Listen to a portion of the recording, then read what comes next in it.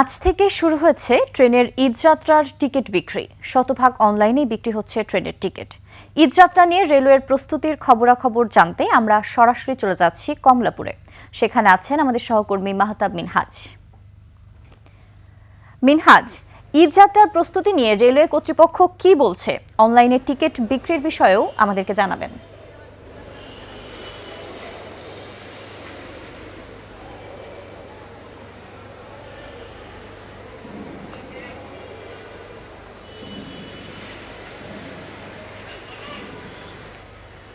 মিনহাজ, আশা করি শুনতে পাচ্ছেন। আমাদের ঈদের প্রস্তুতি সম্পর্কে একটু জানাবেন রেলওয়ে কর্তৃপক্ষের তরফ থেকে।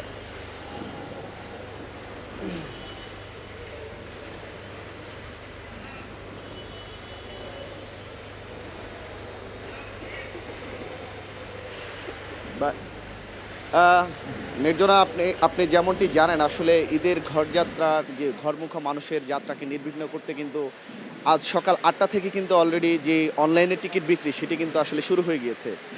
এবং আপনারা জানেন যে এবছর আসলে শতভাগ টিকিটই কিন্তু অনলাইনে করা হয়েছে, যাতে আসলে ট্রেনের টিকিট কাটতে যারা যাত্রী তাদের কোনো সমস্যা না হয়। আসলে আপনারা দেখতে পাচ্ছেন যে অনলাইনে টিকিট বিক্রি হওয়ার কারণে এই মুহূর্তে কমলাপুর রেল লাইনের যে টিকিট কাউন্টারগুলো রয়েছে আসলে একদম ফাঁকা বলা যেতে পারে। কারণ মানুষ কিন্তু অনলাইনের টিকিটই সারা দিয়ে কিন্তু তারা টিকিট কাটছেন ঘরে বসে। আপনি জানেন যে আসলে সকাল ৮টা থেকে যে টিকিটগুলো বিক্রি শুরু হয়েছে এগুলো আন্তনগর ট্রেনের যে পশ্চিমাঞ্চলের টিকিটগুলো রয়েছে সেই টিকিটগুলো কিন্তু বিক্রি হবে, এবং দুপুর 2টা থেকে যে টিকিটগুলো বিক্রি হবে সেগুলো কিন্তু আন্তনগর ট্রেনের পূর্বাঞ্চলের যে টিকিট সেগুলো কিন্তু বিক্রি হবে।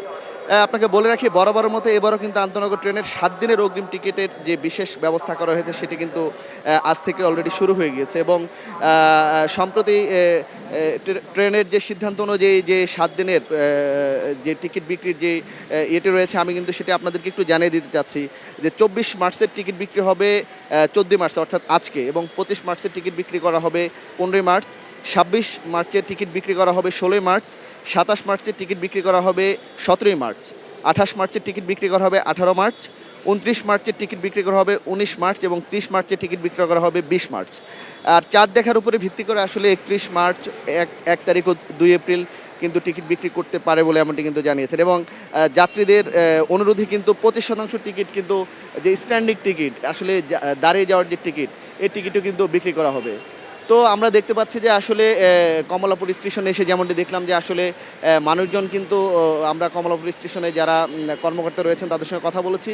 মানুষ কিন্তু অনলাইন টিকিটিংয়ে সাড়া দিয়েছেন, তারা কিন্তু সকাল থেকে টিকিট কাটা শুরু করেছেন।